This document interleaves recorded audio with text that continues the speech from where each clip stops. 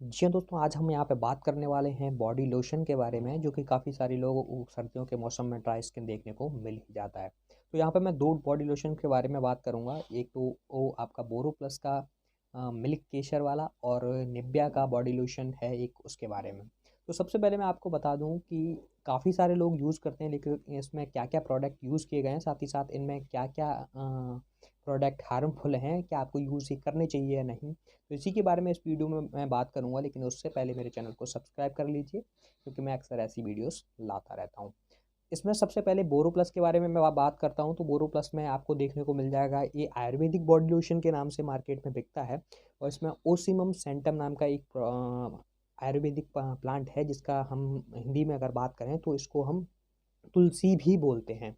तो ये काफ़ी अच्छा है, लेकिन इसका जो 100 ml में अगर मैं बात करूँ तो 0.02% इसको देखने को मिलता है, जो कि काफ़ी कम है। नेक्स्ट है आज़ादी रक्ता इंडिका, जो कि आप नीम बोलते हैं। नीम का जो प्लांट होता है उसके कुछ एसेंस इसमें मिलाया जाता है, वो होता है 0.025%, जो कि बहुत कम है। अगर मैं यहाँ पे हल्दी की बात करूँ, कुकुम्बर लौंगम जिसको बोलते हैं, वो भी इसमें काफ़ी मात्रा में देखने को मिलती है। लेकिन ओवरऑल अगर मैं यहाँ पे बात करूँ तो हल्दी भी एक एंटी इन्फ्लामेटरी और एंटीबायोटिक भी है। तो वो, लेकिन इसका जो क्वांटिटी है वो इसमें देखने को मिलता है 0.02%, जो कि एज़ यूजुअल अगर मैं बात करूँ तो काफ़ी कम है। नेक्स्ट है सेंटिलम एल्बम, जो कि श्वेत चंदन यानी कि जो सफ़ेद चंदन होता है वो होता है, जो कि काफ़ी अच्छा काम करता है स्किन के लिए।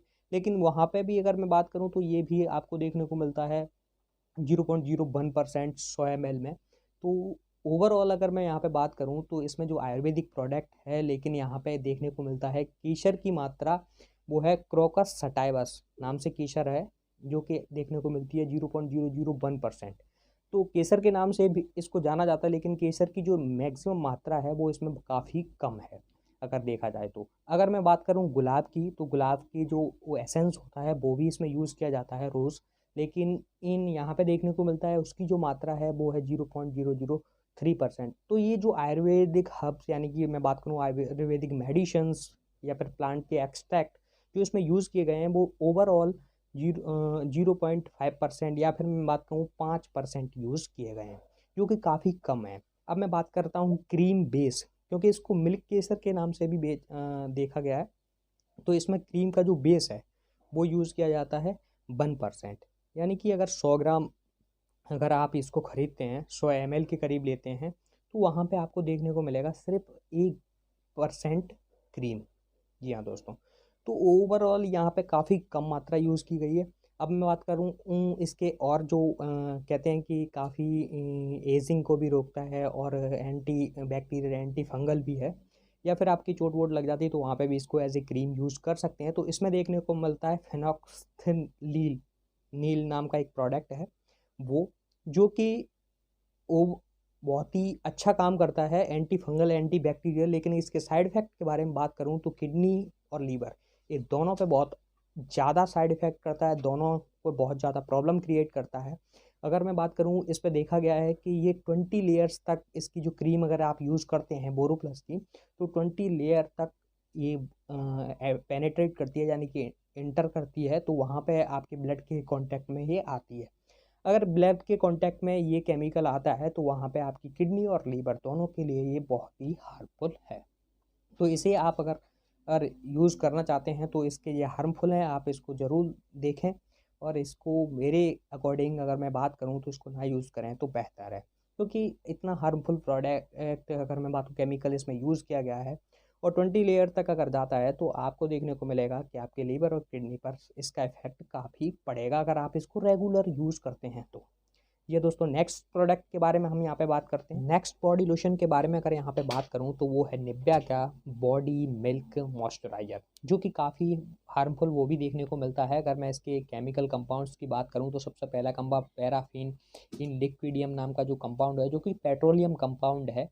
अगर मैं यहाँ पे बात करूँ तो पेट्रोलियम यानी कि पेट्रोल के जो पदार्थ होते हैं उससे निकला हुआ, तो वहाँ पे ये कैंसर जैसे या लीवर या किडनी पे काफ़ी ज़्यादा इफेक्ट करता है। तो ये भी एक हार्मफुल है। अगर मैं बात करूँ इसकी एल्किन एल्किन में बहुत सारे कंपाउंड आ जाते हैं, लेकिन यहाँ पे सिर्फ एल्कीन का जिक्र किया गया है, और यहाँ पे इथेनॉल को भी, अल्कोहल बेस्ड इथेनॉल का भी यूज़ किया गया है, जो कि 99% यूज़ किया गया है, जो कि बहुत ज़्यादा है। वैसे तो ये वायरस इन्फेक्शन के लिए यूज़ किया जाता है, काफ़ी सारे बैक्टीरियल इन्फेक्शन में भी इसका यूज़ करते हैं, लेकिन इथेनॉल अगर आप रेगुलर यूज़ करते हैं तो कैंसर जैसे रोगों में ये बहुत ज़्यादा कारगर, यानी कि कैंसर इससे डेवलप हो जाता है। अगर मैं बात करूँ डीनेट, जो कि ड्राई स्किन करता है, लेकिन कंपनी इसको यूज़ करती है सिर्फ इसलिए क्योंकि ये बैक्टीरिया को ख़त्म करता है, क्योंकि बैक्टीरिया वगैरह जो भी हैं या फिर फंगस है, उसकी बाहर की स्किन होती है उसको रैप्चर यानी कि कर देता है, जिससे आपकी बॉडी पर कोई भी फंगस या फिर बैक्टीरियल इन्फेक्शन ना हो। लेकिन ये बॉडी को ड्राई करता है, तो लेकिन कंपनी को इसे यूज़ यहाँ पे करना पड़ता है। अब मैं बात करता हूँ नेक्स्ट कंपाउंड की, ग्लिसरीन, जो कि काफ़ी अच्छा कंपाउंड है यहाँ पे, तो वो इसमें आपको देखने को मिल जाएगा ये। और ग्लिसरीन सैट्रेट नाम का एक और कंपाउंड है, जो कि बहुत ज़्यादा स्मूथ स्किन के लिए यूज़ किया जाता है। लेकिन ओवरऑल अगर मैं बात करूँ तो ये जो कंपाउंड है, जो कि काफ़ी अच्छा नहीं है, क्योंकि इसके देखने को मिल जाते हैं कि इससे स्किन पे बहुत सारी इरिटेशंस या फिर रेडनेस, ये सारी चीज़ें देखने को मिलती हैं। अब मैं बात करता हूँ डाई मिथाइल ईकॉन नाम का एक कंपाउंड है, जिससे आपको देखने को रेडनेस, इन्फ्लामेशन, साथ ही साथ ईचिंग, बर्निंग सेंसेशन इसके साइड इफ़ेक्ट हैं। अगर आप देखेंगे, अगर रेगुलर आप इस कंपाउंड को यूज़ करेंगे एक क्वांटिटी में, लिमिटेड क्वांटिटी में भी, तो वहाँ पे ये सारी चीज़ें देखने को मिल जाएंगी। तो ओवरऑल अगर मैं बात करूँ, अगर आप इसको 15 दिन या 10 दिन यूज़ करते हैं, तो वहाँ पे थोड़ी अगर आप एक्सेस अमाउंट में यूज़ करते हैं तो ज़्यादा आपको रेडनेस, इचिंग या इन्फ्लामेशन देखने को आपकी स्किन पे मिल जाएगा, क्योंकि ये कंपाउंड भी इसमें देखने को मिलता है। अब मैं बात करता हूँ, बादाम का तेल भी इसमें देखने को मिलता है, जिसको हम ट्रू नट एमंडोल नाम से इसमें मिलेगा। और मिथाइल पेरीवीन नाम की एक कंपाउंड है, एंटी फंगल है जो कि, और ये बैक्टीरिया इन्फेक्शन में भी काम आता है। लेकिन यहाँ पे देखने को मिलता है कि आपकी जो स्किन है उसकी जो वो, जैसे जिस तरीके से बैक्टीरिया या फंगस का स्किन होता है, उसी तरीके से हमारी स्किन को भी ये रैप्चर करता है। अब मैं बात करता हूँ बेंजाइल सैलिसाइलेट के नाम के से, ये एक यूवी रे को प्रोटेक्ट करता है बेसिकली, यानी कि जो अल्ट्रावायलेट रे होती हैं, सूर्य की किरणें, उनको रोकता है। तो वहाँ पे देखने को मिलता है इसकी जो साइड इफ़ेक्ट हैं वो burning, nausea, vomiting and liver और किडनी पर खास इफेक्ट इसका होता है। लेकिन ये सारे जो कंपाउंड हैं ये यूज़ किए जाते हैं, और ये 20 लेयर तक पेनिट्रेट करते हैं स्किन में। तो ओवरऑल अगर मैं यहाँ पे बात करूँ तो ये स्किन को बहुत ज़्यादा डैमेज करते हैं, इसीलिए अगर आप आयुर्वेद प्रोडक्ट घर पर ही बनाकर यूज़ करें तो बहुत अच्छा है।